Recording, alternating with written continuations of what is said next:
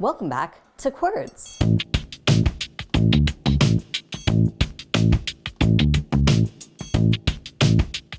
This month, we're going to talk about coming out. Coming out refers to the process of sharing your sexual orientation, relationship style, gender, or gender history with other people. The terminology of letting people in can also describe this process. The choice to share aspects of your identity with other people is deeply personal. A person who is questioning or has figured out an aspect of their identity might decide to start sharing that. Everyone has their own timeline. People might be out in certain contexts, but more private in other contexts. Some people will never be out to certain people. You don't have to come out. Coming out is also an ongoing process rather than a one-time thing. When deciding to come out, whether to family, to friends, to classmates, or at work, people might have a lot to consider.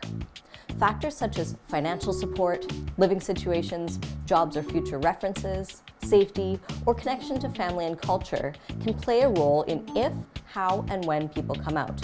Even if you think someone will be supportive, it can still be nerve-wracking. There are many ways that people come out. Some people write a letter or email. Others prefer to have an in-person conversation, whether in private or in a public space such as a coffee shop or on a walk. Others may come out on the phone, on social media, or simply in casual conversation. You get to decide what will work best for you. It may be useful to have a plan for support if it doesn't go as hoped. If someone comes out to you, listen and believe them. Respect their privacy. This is their own story to share if, how, and when they choose to. It's never okay to out people, whether maliciously, with good intentions, or accidentally. This includes dead-naming trans people or telling other people that someone is trans or has a trans history.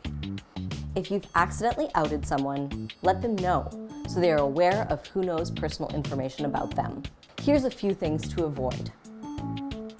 Don't say, "I've always known." Well, yeah, that's obvious. Or, "I never would have guessed."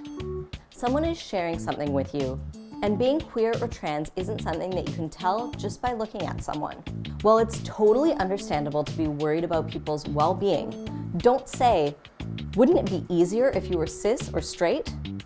Instead, let them know you support them and work to make the world a safer place for everyone. Don't make it about you by saying, "What did I do to cause this?" or by being upset that they didn't tell you sooner. You're allowed to have feelings, but try to process them with a supportive friend, a counselor, or an organization, rather than with the person coming out. One thing you can do to make it easier for people to let you in is to provide signals that you will be accepting, such as talking positively about 2S LGBTQ+ media and activism, and challenging homophobia and transphobia, even if you don't think there is anyone queer or trans around. And as always, remember to be kind and treat everyone with respect and compassion.